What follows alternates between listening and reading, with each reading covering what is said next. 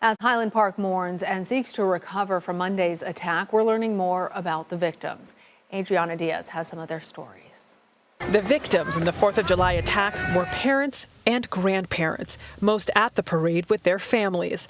The oldest was 88-year-old Stephen Strauss. His niece says her uncle still went to work every day, calling him a gentle soul. Jacqueline Sundheim was once a teacher at the North Shore Congregation Israel. Her nephew called her an island of solace who embodied a love and acceptance of difference. Nicolas Toledo Zaragoza was a father of 8. He was visiting family in the U.S. from Mexico. His grandchild says he was adventurous and funny. Eduardo Uvaldo died at the hospital. Seen here on a trip to Paris, he was with his family on the 4th of July. He was a loving, caring father, grandfather, great-grandfather. He loved his wife, for sure. Parents Irina and Kevin McCarthy left behind their only child, just 2 years old.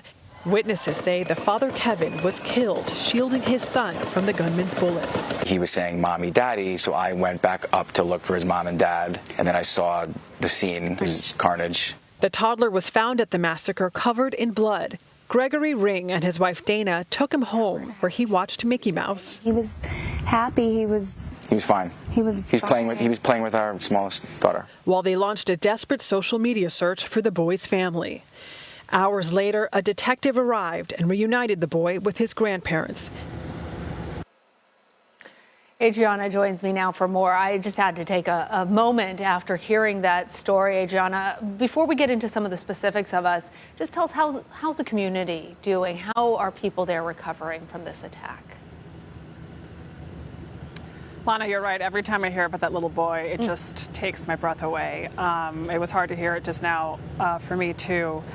This community is, I mean, you hear it all across America, a strong community, a united community. This is a place where people go to this 4th of July parade every year. It is a tradition. It is a beautiful American community where on this main street there's a Dairy Queen, there's a pancake house. Lots of people were at those two places coming out after having brunch on the 4th of July with their families and walking into carnage. So many people we talk to here know people who were there, or they were there themselves, or they know multiple people and say, so-and-so's family was here, so-and-so's family was there. Everybody knows someone. This is a tight-knit community. It is an affluent community north of Chicago. It is a largely Jewish community north of Chicago.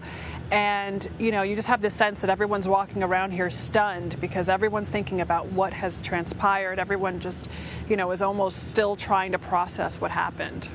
Yeah, and such a universal idea of families going to celebrate the 4th of July. You and I are both mothers of young children, so that story about the little boy, it's such a gut punch.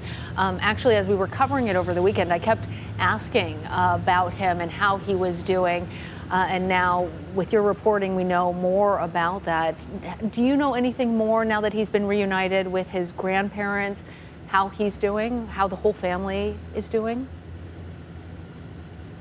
So there's a GoFundMe that was launched for him. They've raised more than $2.5 million. And on that page, it says that he's been reunited with his grandparents, that he is now surrounded with love.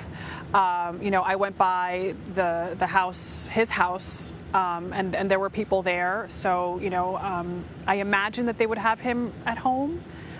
In what is, you know, his familiar surroundings. What we know is that his parents were the youngest victims. His mom was 35. His dad, I think, was 38. I spoke on the phone today with the gentleman who took him home with his wife to their house.